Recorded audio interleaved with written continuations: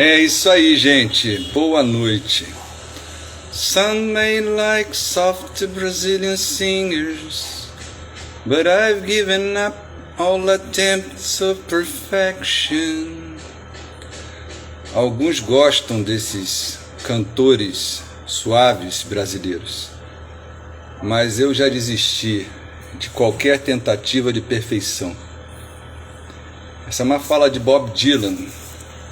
E hoje aqui no nosso Tem Alguém Aí? Toc, toc, toc, toc. Nós vamos falar de dois oitentões. Vamos falar de Bob Dylan e vamos falar de Roberto Carlos. Eu digo nós porque nós vamos falar Erivelto Reis e eu. Cadê o Erivelto?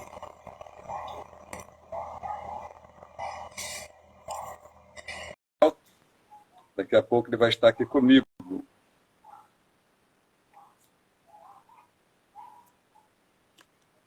Não é? Erivelto. Salve, Erivelto, de óculos. Tudo bem? É. Tudo bem. Toque, toque, toque. É para te ver melhor. Era só para mexer com você. Ah, é nada. Eu uso o óculos só para ler. Muita quantidade de texto. Boa noite. Boa noite. Está me vendo bem? Me ouve bem? Estou te ouvindo excelentemente.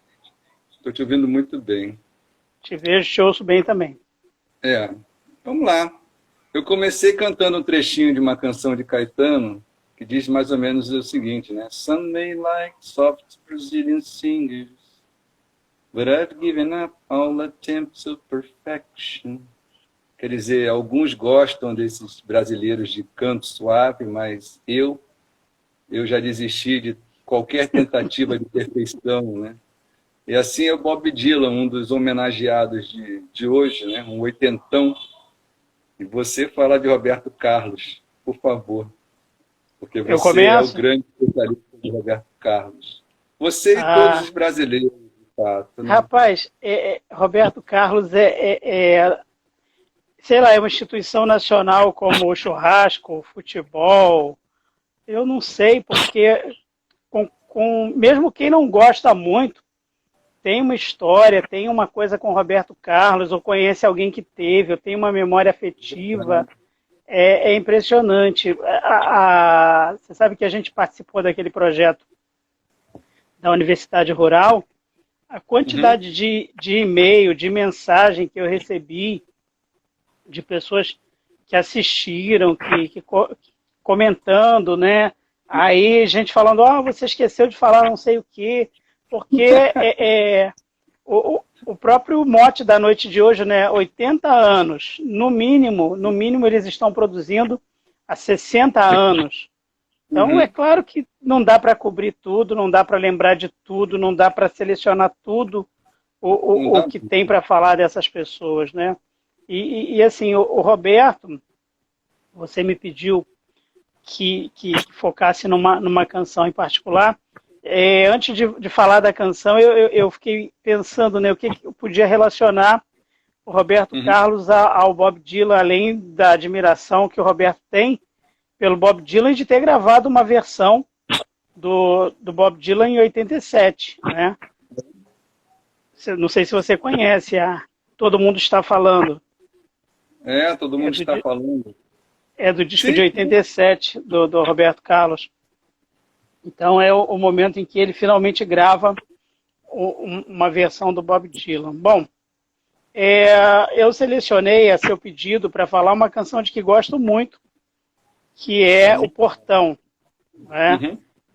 E assim, a canção ela tem para mim uma história até um determinado ponto, e depois essa história ela se modifica um pouco, porque ela foi a canção O Portão, ela foi tema de um filme com o João Miguel, no qual o João Miguel faz um caminhoneiro, e o filme todo é embasado nas canções do Roberto Carlos. E a partir do momento que eu vi esse filme, a canção ganhou uma outra leitura. Né? O Portão não é uma canção de mote exclusivo da composição de Roberto e Erasmo. O que eu quero dizer com isso? O tema da volta, né, o tema do sujeito que volta, o eu cancional que volta de um ponto onde estava e não se sentiu confortável, então que aguarda a volta de alguém.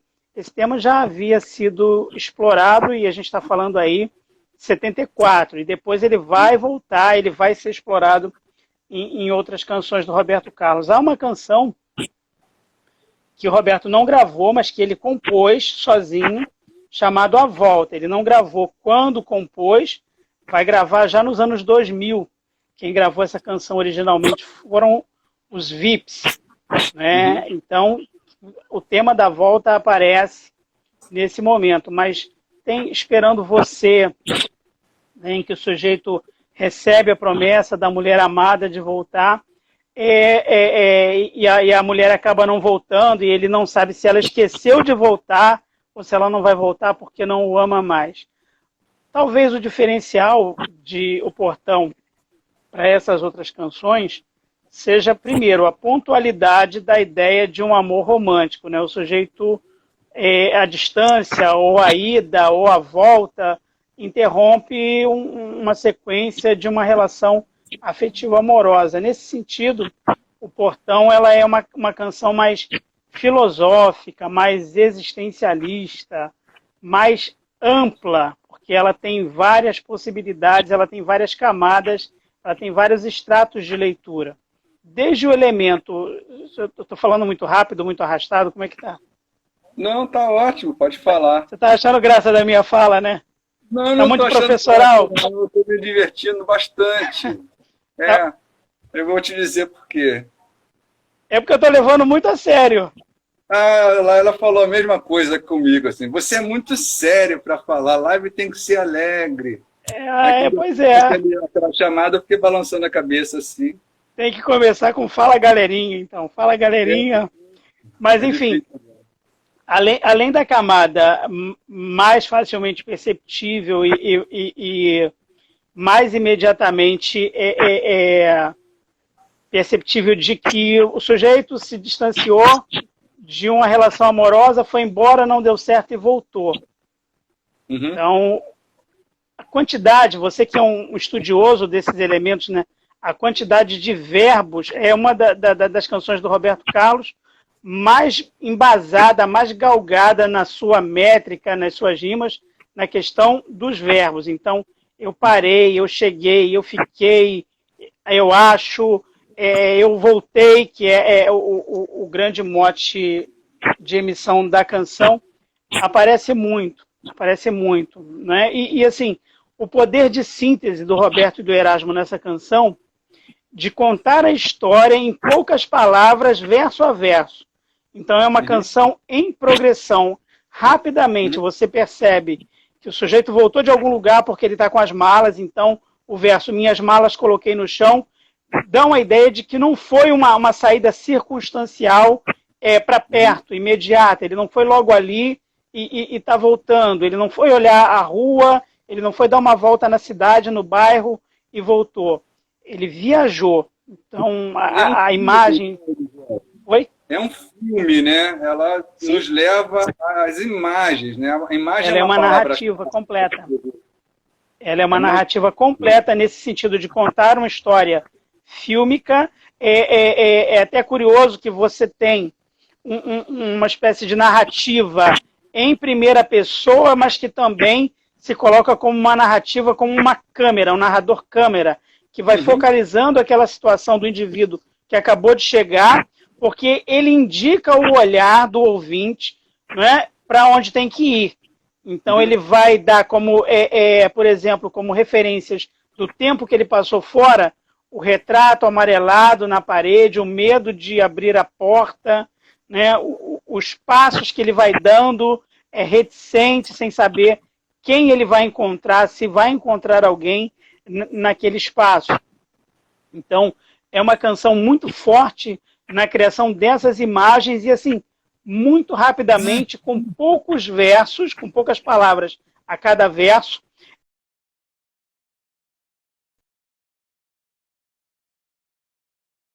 Você congelou para mim, voltou. De que situação você está visualizando ali. Então é o sujeito que chega de viagem, ele coloca as malas no chão e ele é reconhecido pelo cachorro. Até virou isso até uma questão anedótica no cancioneiro do Roberto do Erasmo, né? O cachorro que ri, né?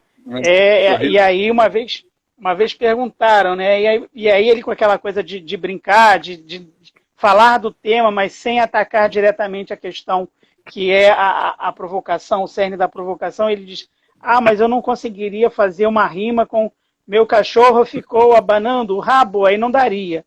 Então, a metáfora, meu cachorro me sorriu latindo, não é? Além do gerúndio como uma bengala, um apoio, ficou metaforicamente, esteticamente mais bonito, que é uma situação que ele já havia experimentado, por exemplo, quando ele gravou Meu Pequeno Cachoeiro, né? Porque lá na letra do Raul Sampaio não tinha flamboyana primavera. Meu flamboyana primavera não fazia parte da letra original. Era um tamarindeiro, né? Meu velho e bom tamarindeiro, que bonito que ele era, dando sombra no terreiro. O Roberto achou que era uma construção linguística muito prosaica, muito pobre, muito pouco poética, o tamarindeiro rimando com o terreiro, embora o tamarindeiro seja ainda hoje uma árvore, né, comum naquela região ali do Cachoeiro do Itapemirim.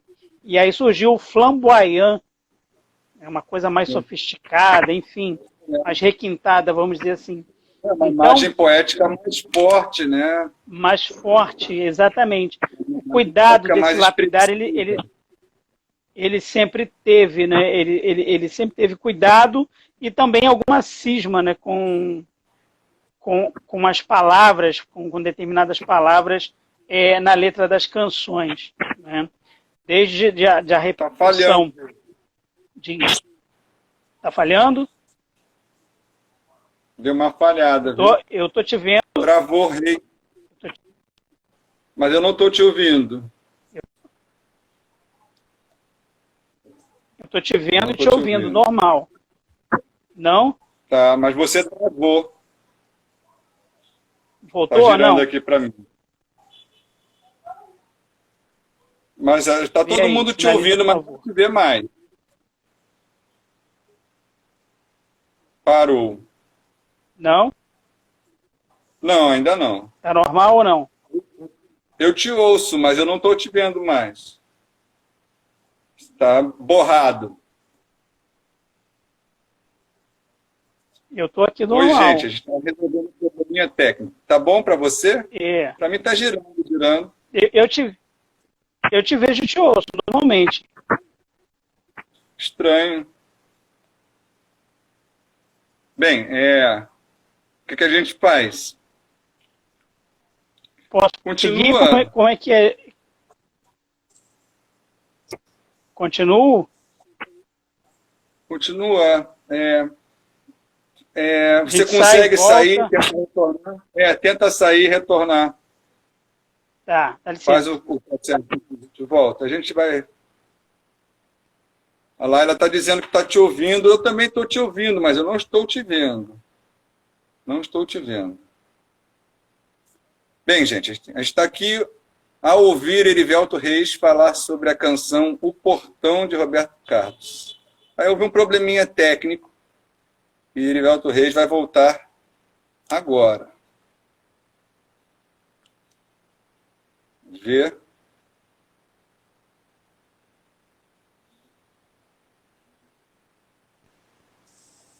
Foi? Foi, vamos lá. Mete bronca. Então eu dizia, desde a repercussão de Quero que Vá Tudo para o Inferno, em 65, né, que ele tem o cuidado com a escolha de determinadas palavras e determinados temas. Tanto que ele até regrava Quero que Vá Tudo para o Inferno em 75, como uma espécie de bônus, de pacote de comemoração de 10 anos, né, de sucesso na CBS, vamos dizer assim, mas sempre com muito cuidado em relação à escolha das palavras. Então, essa canção, O Portão, ela consegue narrar uma história, como você bem destacou, Cícero, como se fosse um roteiro cinematográfico, você tem aí um elemento que é muito pungente para quem acompanha a literatura, que é a trajetória do herói, embora a gente não saiba exatamente se esse eu cancional se trata de fato de um herói. E aí você tem a possibilidade no imaginário do ouvinte, do espectador, de que essa história ela toque em pontos que são bastante conhecidos. Então vamos imaginar o seguinte, né? Vamos trabalhar hipóteses, as camadas que essa música é capaz de suscitar, que essa letra é capaz de suscitar. Quem está voltando com as malas depois de uma viagem mal sucedida, na primeira hipótese, vamos pensar que se trate de um filho.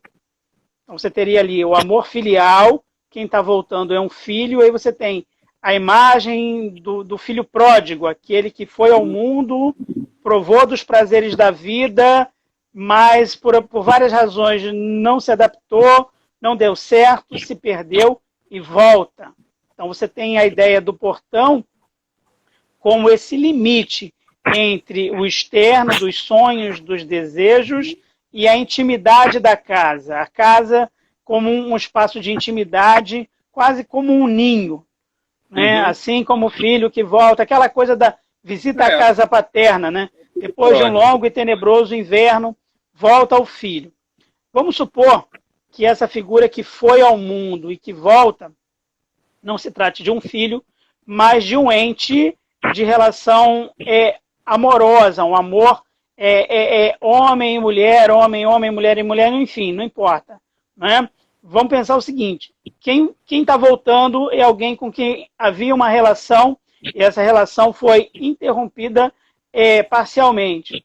Então, esse ser que volta é o herói que vai cumprir a sua jornada, é o cavaleiro, é o trovador que vai guerrear, é um templário, é aquele que vai, de alguma forma, comparar, é alguém que sai para comparar e volta sem condição de ser identificado. Então, essa parada reticente diante do portão, ela revela medo, ela revela ansiedade, frustração, porque o sujeito não cabe mais, ou pelo menos não é capaz de afirmar com certeza se cabe mais naquele espaço, que pode ser o espaço físico da casa, o espaço físico da relação, por conta da opção. Então, ele cumpre essa jornada, ele opta por fazer essa jornada, mas ele não é bem sucedido, ou embora seja bem sucedido, ele acaba percebendo que aquilo que ele foi procurar fora, num outro espaço, era o que ele já possuía naquele ponto inicial. Então é uma coisa meio narcísica. O Roberto Carlos ele trabalha essa temática muitos anos depois, numa canção chamada Quero Lhe Falar do Meu Amor, que o sujeito sai pelo mundo procurando a mulher amada e a mulher estava ali pertinho dele e ele nem percebeu. Né? Então ele volta a esse tema, mas com uma outra pegada, que é basicamente, por exemplo, a história do alquimista, né? do Paulo Coelho, mas outros autores da literatura universal já trabalharam essa temática. O sujeito simples trava uma aventura, é chamado a uma aventura, se propõe a uma aventura, e aquilo que ele procurava estava ali perto dele o tempo todo. Era o seu tesouro, né? Vamos dizer assim, a sua pedra filosofal. E a gente tem ainda a possibilidade de que esse sujeito que sai, ele vai em busca de si mesmo, ele não vai em busca de um outro alguém, ele não vai em busca de um prazer, ele não vai em busca de uma compensação financeira, emocional, ele vai apenas em busca de si mesmo, como uma espécie de nômade, é alguém que vai cumprir uma trajetória, algo espiritual, religiosa, de peregrino, sacrificial, alguma coisa assim. E ele volta na certeza de que por ter feito esse périplo, né, de ter se proposto a essa jornada, algo espiritual, ele será bem acolhido, mas ele não tem certeza, porque aí retoma lá os gregos, né? O homem nunca passa 2 vezes pelo mesmo rio, porque da segunda vez nem ele nem o rio serão os mesmos.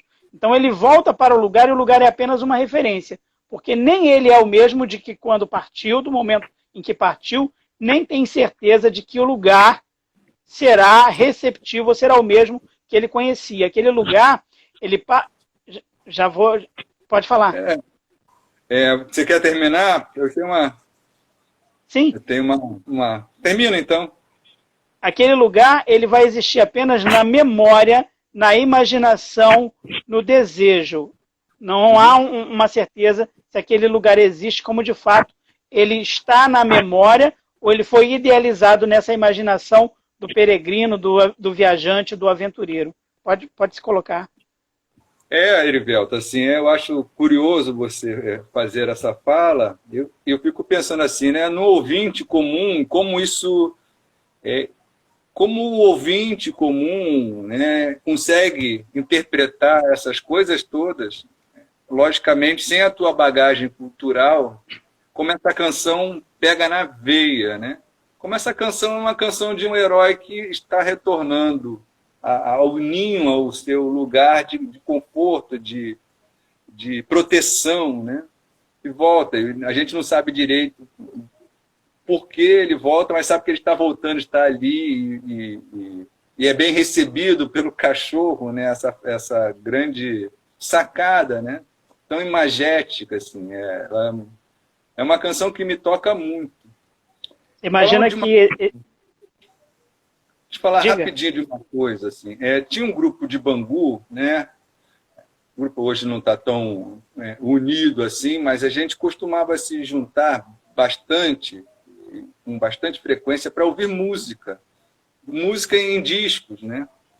E aí houve a oportunidade de fazer 2 eventos. Um deles, de estreia, foi de Caetano Veloso, e o segundo foi sobre Roberto Carlos. O Raul, ele apareceu por aí, eu não sei se ele está aí. O Raul fez até uns imazinhos de geladeira dos eventos, foi um negócio bem produzido a beça. Caramba, tinha produção e tudo. Tinha produção e teve o Roberto Carlos, foi o segundo. A gente pensou em fazer Taiguara, o Milton Nascimento, na 3ª edição, mas não foi para frente. Assim, para você ver como é que é a entrada de Roberto Carlos, né?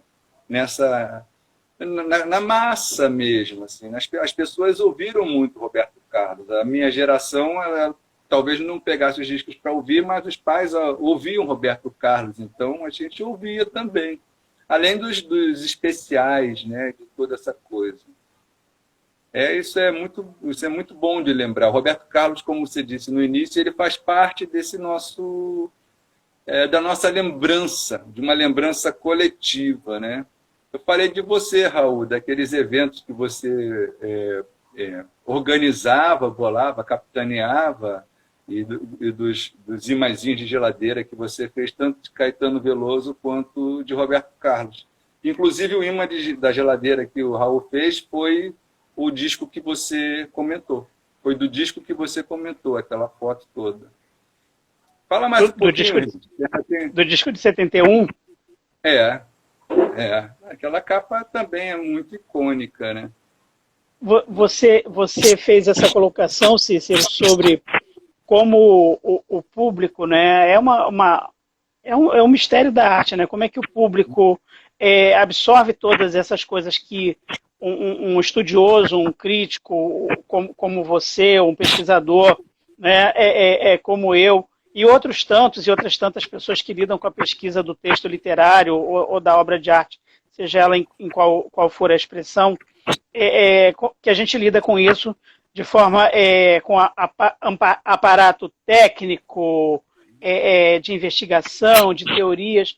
O público sente, né? O público intui, o público talvez não saiba explicar ou escrever sobre isso ou defender uma argumentação, mas é fascinante que o público sente. Então é uma canção que fala, por exemplo, o Portão fala de pertencimento, que são conceitos que a literatura, por exemplo, estuda, a psicologia estuda, a filosofia estuda, e fala de acolhimento.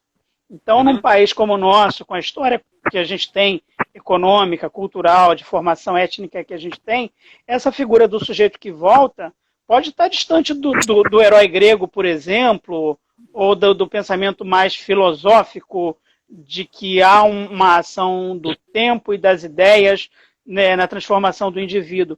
Mas o sujeito, por exemplo, ele sabe que ele tem na história da família dele o pai que veio do Nordeste, do Sul, do Centro-Oeste, e que algum dia retornou como herói ou vencido, derrotado pela metrópole, pelo patrão explorador, por um amor que não deu certo, né? E espera novamente se reconhecer e ter a ideia de pertencimento devolvida, ainda que momentaneamente, ainda que esperando para a próxima viagem, né? E a ideia do acolhimento. Então é interessante, por exemplo, que o carinho que você vê desenhado, construído numa canção como O Portão, é o abraço. Então o abraço ele cabe para o filho, ele cabe para o nômade, o religioso, o cara que foi em busca do seu dom espiritual, da sua verdade, seja ela qual for. Cabe para o amor que volta, né? É o prenúncio desse amor, desse carinho, que aí se desdobra. Então, alguém que está vivendo uma relação de enamoramento ou está curtindo a saudade de um amor que se foi, vai se reconhecer. O filho, né? O pai que vê o filho voltando para sua terra natal, cheio de histórias para contar, vai dar esse abraço. A mãe que vê um parente retornando, enfim. Então, é uma canção de múltiplas camadas que fala muito amplamente, através de palavras muito simples. Você não tem uma grande construção metafórica em O Portão que não passe pela menção aos objetos. Então, já disse, o cachorro que recebe, a mala que é colocada no chão, o retrato que está amarelado na parede, o som dos passos, né, que estão indecisos. Né? O sujeito caminhou bem, rápido, ágil, determinado, quando ele foi para o mundo exterior. Agora, curiosamente, no espaço que, teoricamente, ele mais conhece, que é o espaço da casa, do acolhimento, os passos da volta são indecisos, são vacilantes. E isso é dramaticamente poético e intenso de você pensar. Né? E é uma situação... Meu pai comprava disco do Roberto Carlos todo Natal. Eu acredito que era assim também na casa de Raul, na casa do Zé, na casa de muita gente, assim, todo Natal. Na minha casa também. Chegava um disco. E quando a grana não dava para comprar o lançamento, era uma frustração muito grande. Você esperava, juntava, né, para comprar numa promoção logo mais à frente. Mas era uma frustração muito grande quando chegava e não dava para comprar, porque era uma tradição. Então, Cícero, para fechar a minha fala sobre esse oitentão, né, que é o Roberto Carlos, que conseguiu, através das suas composições com Erasmo, né, imprimir, infiltrar, eu não sei que palavra melhor eu poderia usar, mas conseguiu aproximar do imaginário afetivo, sentimental, emocional do brasileiro uma espécie de educação sentimental. Então, talvez com muito exagero de fã, dificilmente vai ter um tema na música popular no Brasil pelo qual o Roberto e Erasmo já não tenham, de alguma maneira, transitado ou pelo menos se aproximado. Eu digo na canção popular. Sistemas mais afetivos, mais ligados às relações interpessoais, nos seus mais variados aspectos. Pelo menos eles já insinuaram, já transitaram por ali, porque há uma percepção muito grande, né, do que o brasileiro gostaria de ouvir, né, e há uma construção muito grande, né, de respostas a essa expectativa do público. Então, Roberto e Erasmo trabalham também para satisfazer a essa expectativa do seu público.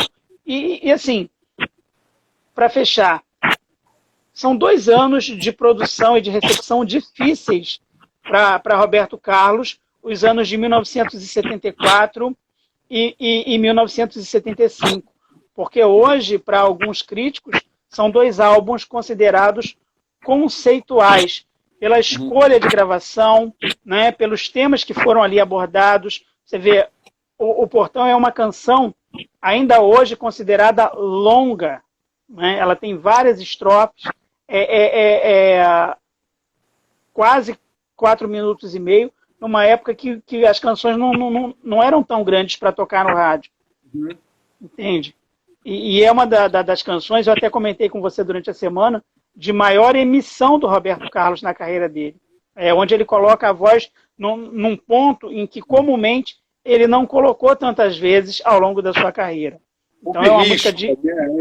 É verdade. De apelo dramático e intenso muito grande. E que trabalha, por exemplo, o verso "Eu voltei", né? Principalmente no refrão, "Eu voltei agora para ficar porque aqui é o meu lugar", trabalha em ondas de emissão e de inflexão diferenciadas, ora ressaltando o pertencimento "aqui é o meu lugar", ora destacando o espaço, ora ele destaca o aqui, o advérbio aqui, ora ele destaca o lugar, o pronome meu, o pronome possessivo. E isso só se consegue com muito domínio da emissão, com muito talento, com uma sensibilidade muito grande. Então, essas características, mais algumas que a gente, se deixar, fica falando mais tempo ainda, fazem de O Portão uma das canções mais bem-sucedidas e de maior apelo popular da dupla Roberto e Erasmo. Eu fico por aqui e estou ansioso para te ouvir, falando de Bob Dylan. Vou tentar falar agora, você já deixou a gente assim, vou né? Até colocar meu óculos. A gente tem que fazer tudo muito rapidamente, né? Assim, porque para fazer uma vinheta é 1 minuto, para fazer a live nós temos 1 hora. Então, assim, as coisas são meio que a toque de caixa mesmo. Eu vou começar falando de Bob Dylan, mas eu começo falando de Caetano Veloso. Foi Caetano Veloso que comentou pela primeira vez o documentário No Direction Home, que é um documentário extraordinário, dirigido pelo Martin Scorsese. Aí Caetano falou e eu pensei, beleza, eu conheço Bob Dylan, conheço algumas músicas, eu vou começar por ali. Aí comprei pela Travessa, veio caro pra caramba, mais de R$50. Isso para idos de 2007, acho que por volta de 2006, 2007. Comprei, fiz o investimento. Um ano e meio depois, já estava nas lojas americanas, naquela pescaria que a gente costumava fazer. A pescaria das lojas americanas. Tem que tentar encontrar ouro na lama mesmo. Assim. Aí, poxa, eu encontrei por R$10, levei e dei de presente a um amigo. Essa foi a entrada, minha estreia com Bob Dylan, já pensando em sistematização. Foi pela indicação do Caetano Veloso, Erivel. Foi ele, ninguém mais. Ouvi aquilo ali, cara, diversas vezes, todos os dias. A Laila trabalhava, a gente morava na Praça Seca, a Laila trabalhava aqui em Nilópolis, eu estudando, e aí chegava uma hora que cansava de estudar, e eu ficava ouvindo e reassistindo o No Direction Home. Assim, diversas vezes, né? Se furasse, não ia ser exagero. Porque é tão bonitinho, cara. Olha só, olha como é que ele é. É um disquinho, olha. Isso é um fetiche. Para quem gosta de vinil.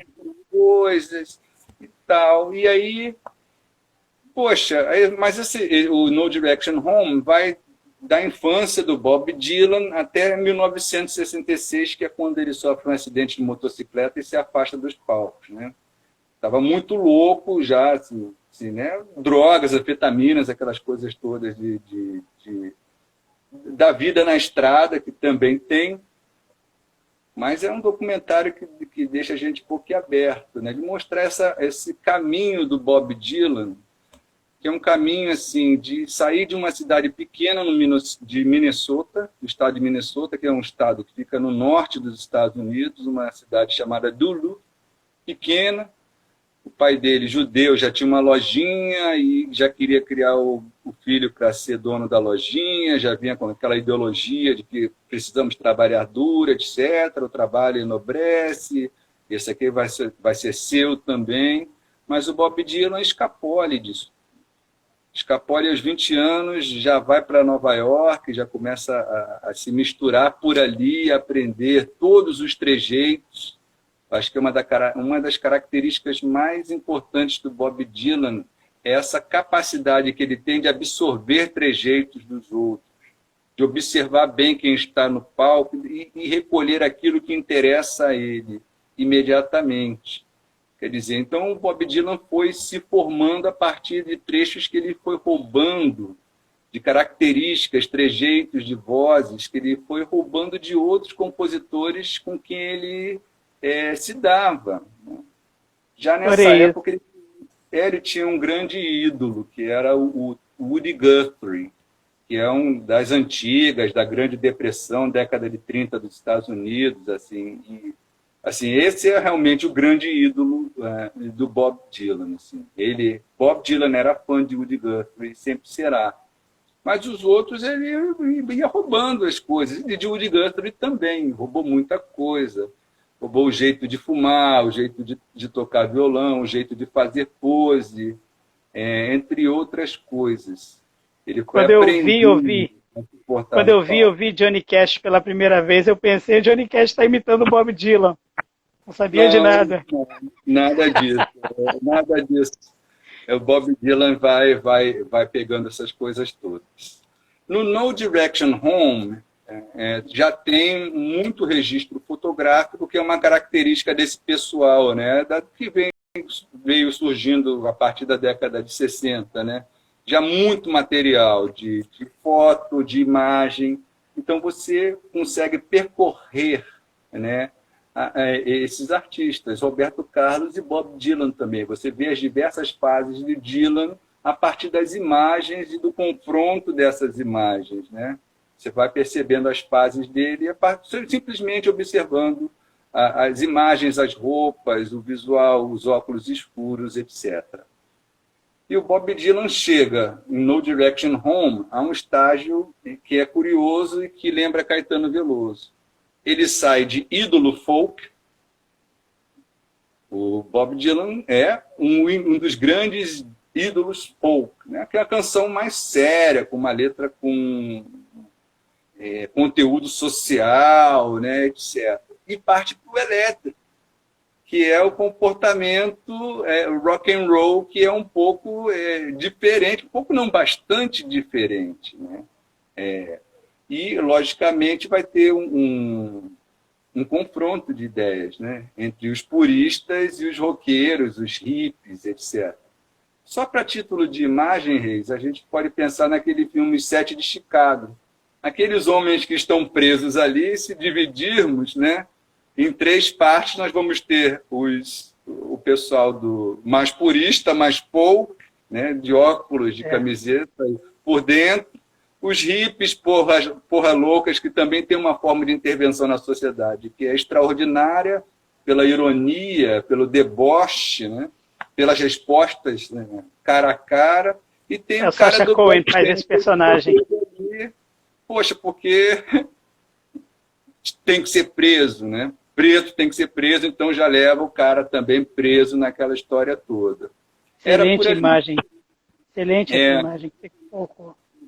A gente está ali. E Bob Dylan está nessa história toda. E é como se ele fosse... Ele não quisesse... O comportamento de Dylan, né, é um comportamento arredio, né? Ele percebe que já não dava mais para ficar no folk, precisa ir para a guitarra elétrica e depois de um tempo ver que a guitarra elétrica também já não é mais suficiente. Porque a década de 60 e 70 não é mole, não. Não são 2 décadas fáceis para os artistas, porque começa aquela idolatria que é sufocante, é perigosa, né? É perigosa. Um fã pode matar um artista facilmente. Assim, e o Bob Dylan e os Beatles estavam ali também sofrendo esse tipo de risco, né? De serem mortos pelos próprios fãs ou de serem indagados sobre coisas que eles não têm como responder, mas o fã, né, naquela loucura, acha que ele tem que responder. E aquilo ali foi cansando, Dylan. Foi cansando. As imagens de No Direction Home já mostram um Bob Dylan já um pouco desencantado com a fama, sabe? Sendo sufocado pela fama e ele tentando fugir de uma maneira ou de outra. No No Direction Home, nós temos menção a esse outro documentário, Don't Look Back, que é de 1967 e cobre uma turnê do Dylan à Inglaterra, em 1966. Já nessa transição do folk para o elétrico. Então, o Dylan tinha que dividir os shows. Uma parte era folk, aí a galera aplaudia, Dylan, Dylan, e a outra parte era rock, aí a galera vaiava. Horrível, que bosta, muito ruim. Caramba, que experiência. Nada, etc. Né? E essas imagens, como eu disse, as imagens vão mudando. Essas imagens de Dylan de óculos Ray-Ban, né, que é uma imagem clássica, já difere da imagem dele de folk, que é a imagem que você colocou até na sua postagem do Facebook, do Freewheeling, né, que é o disco de 63. Né? Ele é garotão, muito jovem, andando por Nova York com a namorada, etc. A gente pode perceber essa mudança no espírito das roupas. O espírito da época e o estado de espírito do Dylan se representa pelas roupas que ele vai usando ao longo da carreira. Também é aquela capa,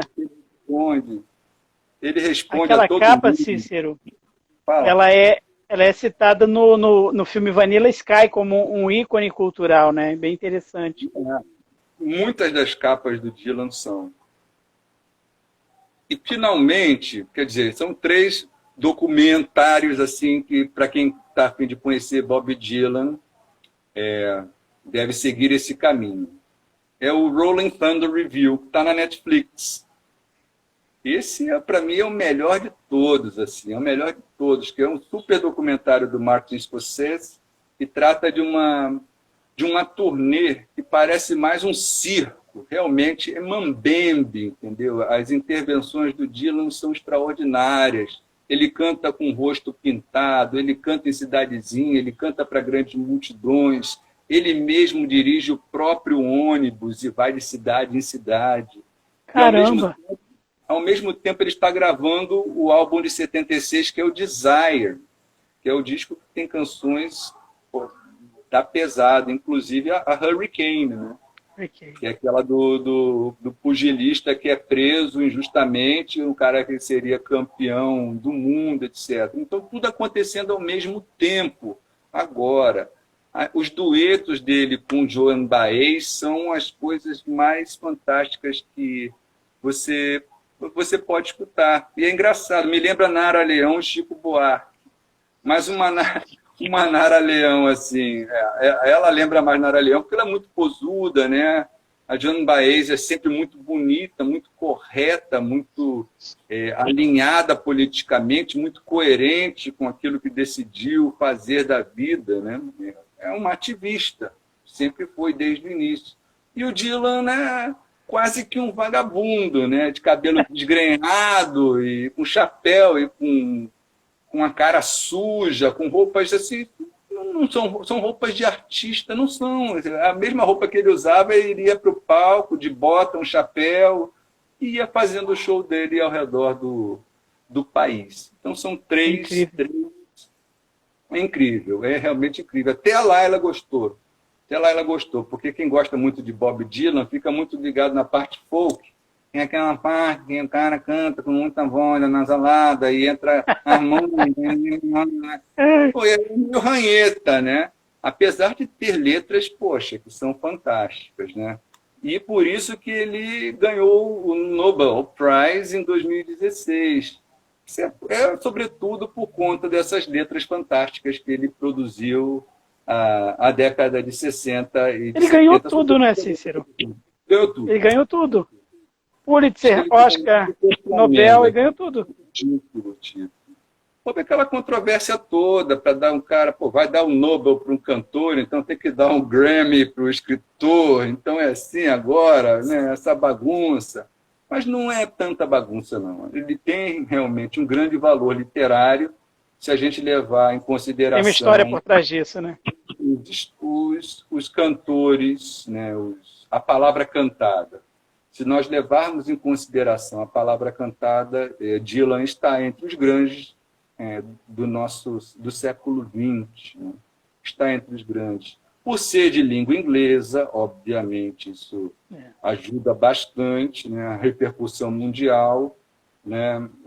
Ajuda muito, né? Porque, se pensarmos bem, sujeitos como o próprio Caetano Veloso e Chico Buarque poderiam muito bem receber um tipo de premiação, né? Se o quesito for a qualidade das letras e a força e a pujança com que eles conseguiram representar os conflitos da época, eu acho que tanto o Chico quanto o Caetano Veloso poderiam ganhar fácil um Nobel Prize. Mas são de língua portuguesa e as coisas... Pode botar o Gil aí nesse trio aí?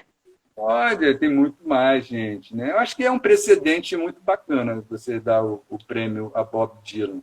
Mas o Bob Dylan não ficou assim, meu Deus, ganhou o prêmio Nobel, nada. Ele cita Shakespeare. Cita Shakespeare assim, no sentido, olha, Shakespeare não ficava trabalhando para ganhar um Nobel Prize, entendeu? Então, eu estou trabalhando aqui, não posso ir ao prêmio, porque eu estou produzindo. Meu negócio é produzir, não é ficar sentado, né, recebendo os louros da história, né?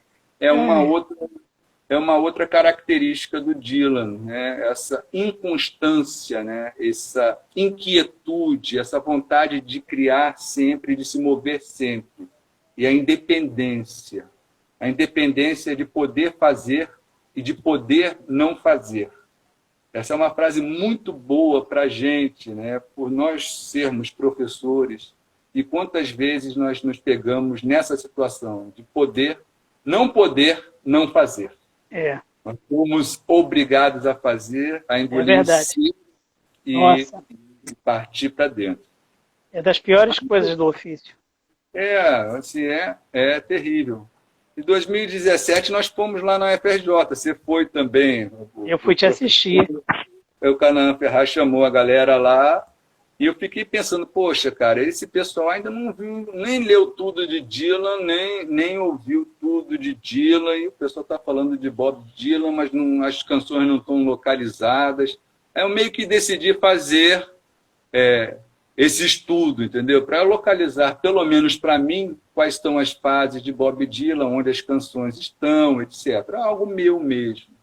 E talvez assim, ninguém é obrigado a saber essas coisas tão bem. Mas eu senti falta no dia, eu senti vontade de estar ali falando de Dylan. Falando, por exemplo, dos livros do Dylan. Ele tem 3 livros. Tem um livro infantil, mas tem um livro Tarântula, que assim... Eu, brincando aqui no meu texto, falei, poxa, se fosse uma transcriação, eu não chamaria de Tarântula, mas de Ninho de Marpagarpos, né? Porque é um livro que tem personagem, mas não tem nem início, nem meio, nem fim, a personagem não dá continuidade, pula de cena, e o livro vai todo assim, né? Como se fosse o andar da tarântula, como teias. Tem uma pegada muito forte daquele meados de década de 60 e daquilo que o Dylan estava vivendo, né? Aquele corre-corre, aquelas pequenas cenas das cidades dos Estados Unidos, tudo muito entreouvido.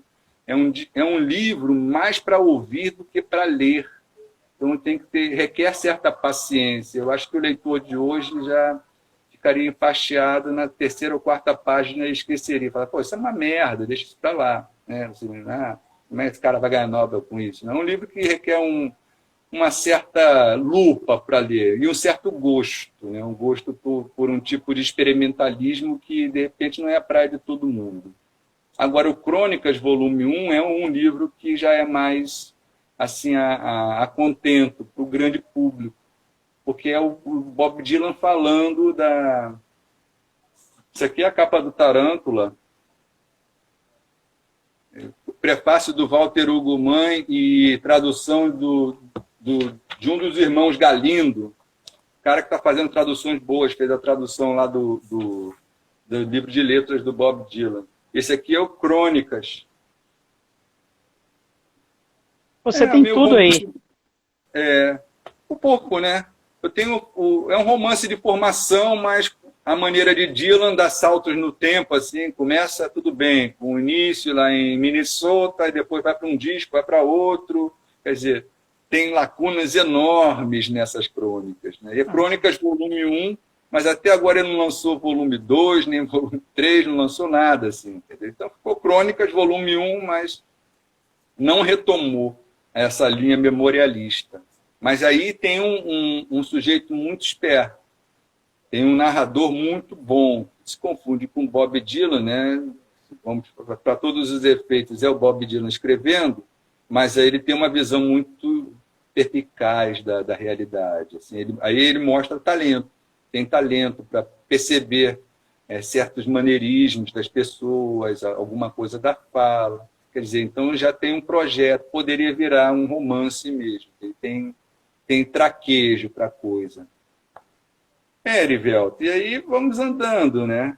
No final de 60 já foi, Bob Dylan já foi folk, já foi rock, mas o disco que eu escolhi para falar hoje sobre você, com você e sobre você, é um disco de country.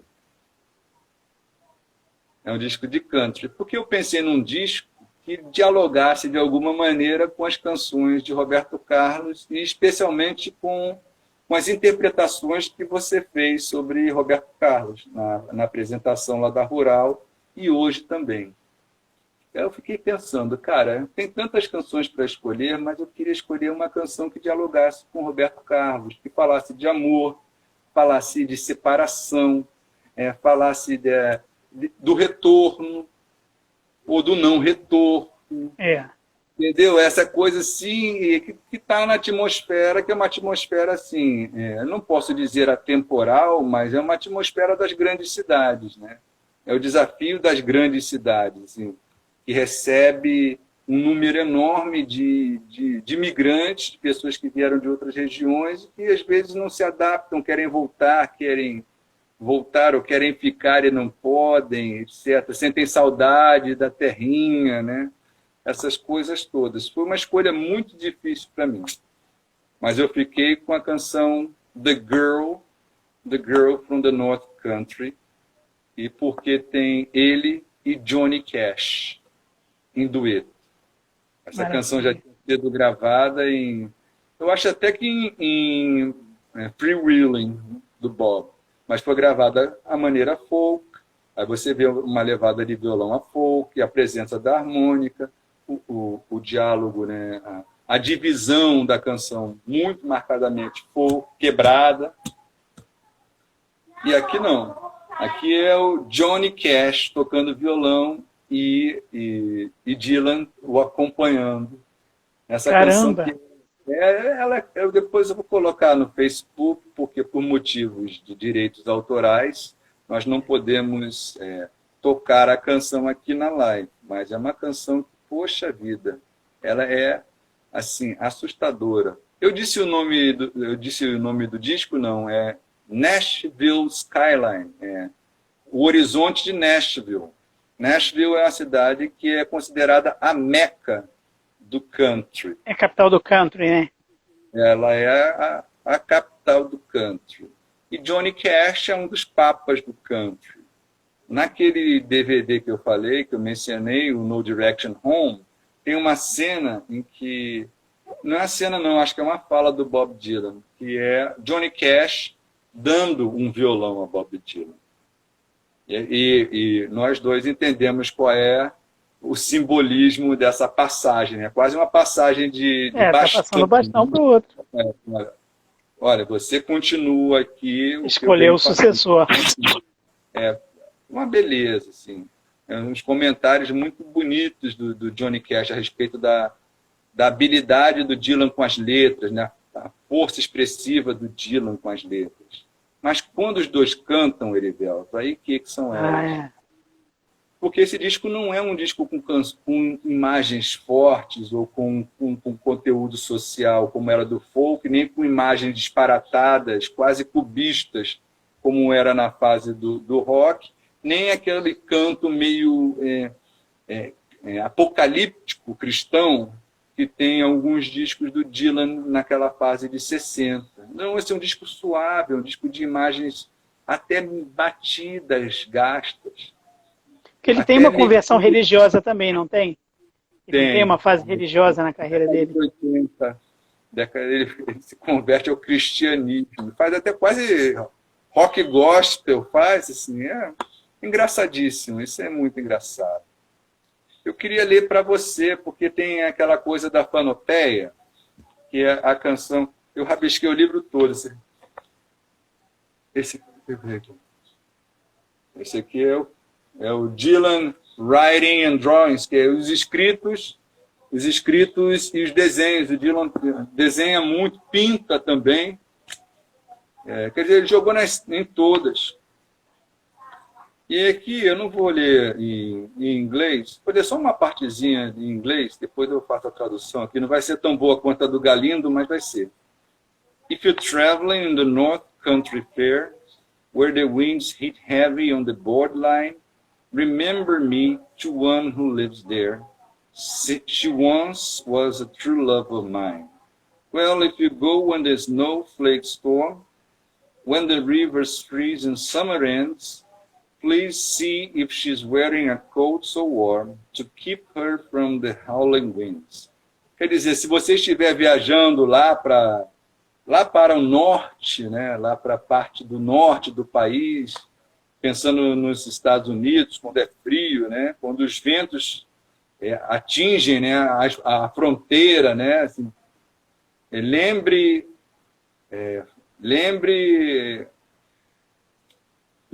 que tem alguém que vive lá e ela foi um dia o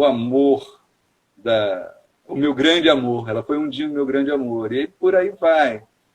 Se você estiver viajando quando os flocos de neve caírem, quando os rios ficarem congelados e o verão terminar, por favor, veja se ela está vestindo um casaco bem quente para mantê-la protegida dos ventos que uivam. Bonito, né? Assim, tem é um poema bonito de proteção a esse amor que ficou na cidade, né?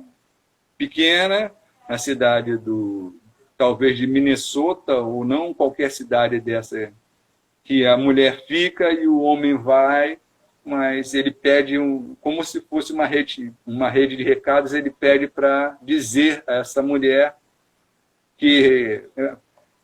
perguntar se ela ainda está bem, né? Se ela continua bem, se os cabelos ainda estão da mesma maneira com que ele a viu pela primeira vez. Tem toda essa pegada assim, é bem bonito. É bem bonito. E bem universal. Eles cantando é uma coisa de louco. Eles cantando é algo extraordinário. Esse disco é um disco que tem essas canções todas que me lembram Roberto, viu, Reis? Elas me lembram Roberto porque Roberto talvez chegasse a esse ponto, né? Esse é o disco que tem o romance do Durango? Não. Esse é depois. Que é o Romance no Deserto que o Fagner fez. Esse é depois. Esse disco tem o Bob Dylan vestido a caráter como um caipira de chapéu sorridente. O vídeo com Johnny Cash, Bob Dylan está de paletó, sem gravata, mas barbeado e com cabelo cortado. Quer dizer, aquela coisa da esponja, da mudança a mudança de roupa indicando a mudança de personalidade, né? Essas coisas todas. Está tudo ali nessa viagem do Dylan. A gente poderia ficar falando séculos, pelo menos 80 anos cada um sobre esses dois artistas. Mas eu estou muito encantado. Com o que você está falando. Sei lá, é um Bob Dylan mais próximo da gente. É um elemento universal mesmo. Uhum. É um disco que, como tudo no Bob Dylan, assim, para ele foi um disco a mais, nem melhor, nem pior, assim, não se prende tanto às fases, né? Pelo menos da boca para fora. E é o disco que tem Lay, Lady, Lay. Lay, Lady, Lay. Poxa, a música assim, A música que ele deu nem não dava a menor atenção à canção. E a canção que acho que uma das canções mais executadas do Bob Dylan, para você ver. E é uma das canções que são boas para a gente comentar, Reis, porque geralmente o Dylan faz a letra e depois põe a música, mas essa foi o contrário. Então presta atenção nesse lá, lá, lá, lá, lá, lá, lá, lá, lá, lá, lá, lá. Então esse lá, lá, lá, lá, lá foi virando lay, lady, lay. Lay, lady, lay, lay, lady, lay, que em inglês é... A música foi ensinando o caminho da letra. Exatamente, exatamente. Venha se deitar, minha senhora, venha se deitar na minha grande cama de bronze. E aí é o amor carnal, que também faz parte dessa canção de amor. Tem um verso muito forte, assim, as minhas roupas estão sujas, mas minhas mãos estão limpas. Mesmo em um disco com poucas imagens poéticas de alto quilate, para a poesia do livro, né, sobretudo, é um disco que tem uma interpretação muito forte e tem lá suas grandes imagens também. É isso, por Adorei. enquanto. Mas já está acabando? Eu acho que sim, bateu 1 hora aqui, são 9h01. Ah, passou muito rápido, adorei. Adorei ouvir você falar. O que a gente faz, eu me lembro de quando... vamos ficar conversando até cair. Eu me lembro de quando a gente conversava, que você contava as histórias das canções. É muito incrível. E é um universo que eu conheço muito pouco. Você falou dos documentários e dos filmes. Às vezes, nos filmes, as referências vêm para mim. Então, eu tinha lido Winston Grohl, que foi o cara que escreveu o Forrest Gump, e depois vi o filme Forrest Gump, e aí fui conhecer a Joan Baez, que eu nem conhecia. Linda. Aí as músicas do Dylan que toca, a questão da contracultura, Guerra do Vietnã, aí que eu fui entender onde que ele estava situado nesse universo. É tão curioso pensar no Caetano e ver como os puristas, né, os tropicalistas se enfrentaram, né? E como é parecido com o que o Bob Dylan teve que enfrentar sozinho, né? Ou pelo menos foi o mais destacado, né, dessas pessoas que enfrentaram todo um sistema, porque é difícil você romper. Para o artista é muito difícil você romper, você acaba se tornando refém do seu público, né? Isso é perigoso para o artista. O artista tem que ficar ali, tem que ficar que nem um rio mesmo, né? Sempre novo, sempre tentando. E ele está ligado à geração beat, não está? Sim, está. E tem um passa-fora muito legal lá no documentário da Netflix, porque o Allen Ginsberg, o grande poeta beatnik, poeta que todo mundo reconhece como poeta extraordinário, embarca na trupe e quer fazer canção, né? Mas faz as canções dele assim, meio de Hare Krishna, sabe? As canções assim um pouco engraçadas e tal. O Bob Dylan meio que bota ele para fora assim da trupe, entendeu? Bota ele para correr. Realmente, ele não continuou, ele não seguiu viagem. Ele não seguiu viagem com a caravana. E o Bob Dylan, né, meio que diz assim, já estava passando dos limites lá, tentando fazer canção. Ele é um grande poeta, mas não é um songwriter. Nessa coisa, você sempre falou isso comigo, que são coisas diferentes, né? Fazer poesia, fazer letra de música são coisas diferentes. Você pode ter um bom poeta que seja um mau letrista e um letrista que não faça poesia. Sim. Sim. Você travou para mim aqui, mas eu te ouço. Eu acho que está na hora, Reis. Tá joia, adorei. Muito obrigado. A gente tem que marcar para falar de outras pessoas também, de outros artistas. Vamos combinar. Quando você me convidar, eu estou à disposição, com o maior prazer. Muito obrigado. Você também pode me convidar para ir no seu show. Você faz o show. Tá certo, tá certo. Eu vou fazer alguma coisa para te convidar. Vou fazer o talk show. Vamos fazer um show. Vamos fazer um show. Vamos aprender a fazer shows. É a mesma coisa que a gente fazia em sala de aula, né? Com o detalhe de fazer ao vivo, assim, e olhando para uma tela, né? Então pode haver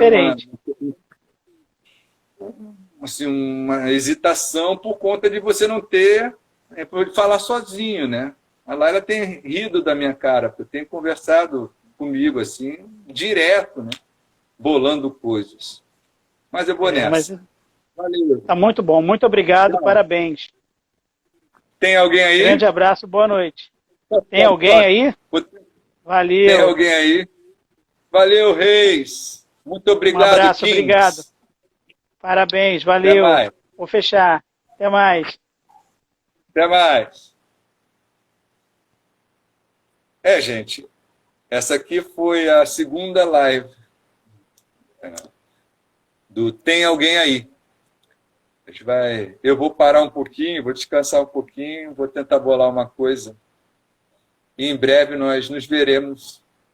Eu sempre vou bater aqui, toque, toque, toque, e perguntar para vocês. Tem alguém aí? Bye.